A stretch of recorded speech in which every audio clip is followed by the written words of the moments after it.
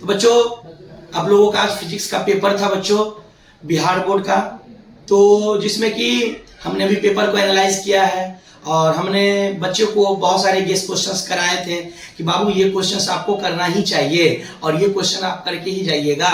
और जैसा कि हमने अभी पेपर को एनालाइज किया और क्वेश्चंस देखा, तो उसमें से बाबू जो सब्जेक्टिव क्वेश्चंस थे उसमें अप्रॉक्स कम से कम 6 से 7 क्वेश्चंस डायरेक्टली आए हुए हैं, 6 से 7 क्वेश्चन सब्जेक्टिव। और 5 मार्क्स में जो क्वेश्चन है वो 3 क्वेश्चंस डायरेक्ट आया हुआ है। 6 क्वेश्चंस आता है 5 मार्क्स में, 3 बनाना होता है, तो 3 का 3 क्वेश्चंस 5 मार्क्स में दिया गया है। जैसा कि मैं अभी पेपर देख रहा था, यहाँ पे पेपर पे देख सकते हैं आप, पहला question P type N type semiconductor, उसके बाद बाबू दूसरा हमने नहीं बोला था।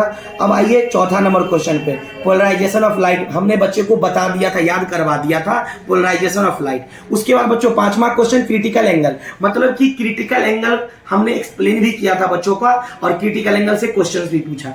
इसके बाद बच्चों न्यूक्लियर फ्यूजन और फ्यूजन, न्यूक्लियर फ्यूजन और फ्यूजन दोनों का डिफरेंस हमने बताया था बच्चों को कि बाबू आप इसको याद तो कर ही लीजिएगा। इसके बाद चलिए बच्चों आगे आते हैं, आगे हम लोग आते हैं और आगे आने के बाद हमको मिलता है 2 मैग्नेटिक एलिमेंट ऑफ अर्थ। अर्थ का मैग्नेटिक एलिमेंट हमने बच्चों को वीवीआई करवा दिया था।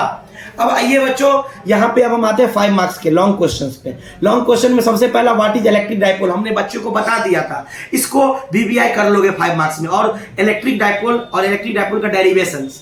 अगला क्वेश्चन बच्चों what is interference of light, हमने बच्चों को 2 नंबर में भी बोला था याद करने इंटरफेरेंस ऑफ लाइट, और इसका डेरिवेशन 5 नंबर में भी बोला था बच्चों को कर लेने के लिए। इसके बाद कह रहा है ह्यूमन विजन, मतलब क्या, डिफेक्ट ऑफ विजन, आंख में डिफेक्ट, मायोपिया, प्रेस बायोपिया, हाइपरमेट्रोपिया, सारा क्वेश्चंस हमने बच्चों को एक चार्ट में व्हाट्सएप किया हुआ था ये क्वेश्चंस को कि ये क्वेश्चंस आपका 5 मार्क्स में आएंगे। और आ गए बच्चों क्वेश्चन, मतलब कि मैंने बच्चों को जो जो याद करने को दिया था वो बच्चे अगर फॉलो किए होंगे उनका एग्जाम बहुत ही अच्छा गया होगा।